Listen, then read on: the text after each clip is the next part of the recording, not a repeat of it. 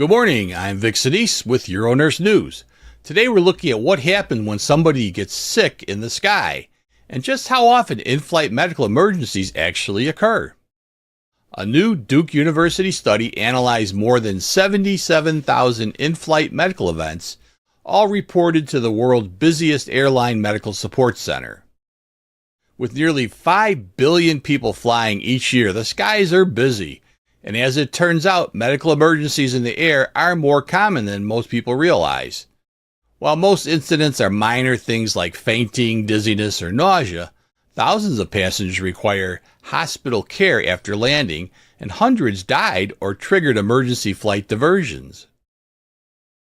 The findings, published in JAMA Network Open, were developed in partnership with MedAir, a global aviation and maritime health company that provided the data for analysis. Researchers reviewed calls from 84 airlines across 6 continents, covering over 3.1 billion passenger boardings between January 2022 and December 2023. Their key finding? 1 in every 212 flights experienced a medical emergency. 1 in every 212. Of those, about 8% of the passengers were hospitalized after landing, and 1.7% of the cases were so severe they forced the plane to divert mid-flight. The most common reason for diversions were suspected strokes, seizures, chest pain, and altered mental status. And in 293 cases, passengers went into cardiac arrest, where survival rates were far lower than on the ground. Medical volunteers, often physicians or nurses, helped in about 1/3 of emergencies.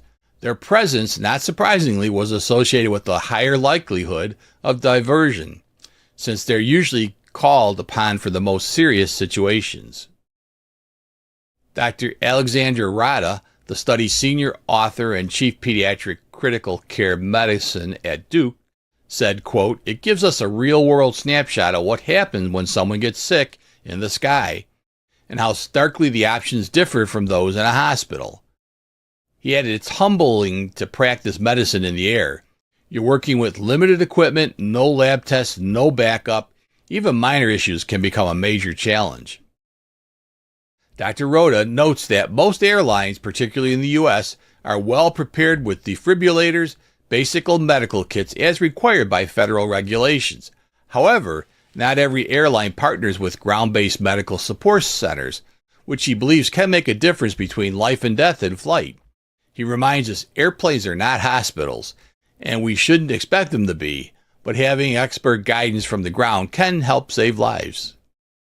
The research, according to Duke, could help shape the future for airline policies, improving crew training and better prepared passengers, especially those with chronic medical conditions, for the unique challenges of air travel.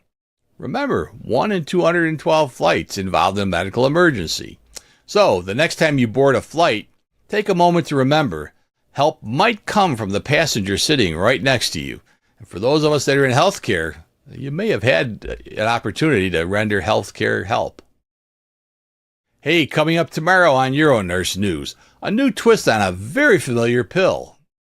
Could taking a daily low-dose aspirin actually help lower your risk of cancer? A major study suggests it might, but it's not for everyone. I'll break it down, what the research discovered, who could benefit, and why doctors are urging caution before anyone starts a new routine. So don't miss tomorrow's episode, Daily Low Aspirin. Could it lower your cancer risk? Only on UroNurse News. Hey, this Saturday on UroPatient, join me as I dive into how EV and prenzalutamide, or that Keytruda, are changing bladder cancer care. Discover how this groundbreaking combination targets cancer cells directly and boosts the immune system for improved survival and tumor response. Patient-friendly insights, treatment tips, and what you need to know about side effects all in one episode. So, hey, join me Saturday at 10:30. Don't miss it, europatient.com. I'm Vic Senese. Be sure to like and subscribe, and we'll see you tomorrow.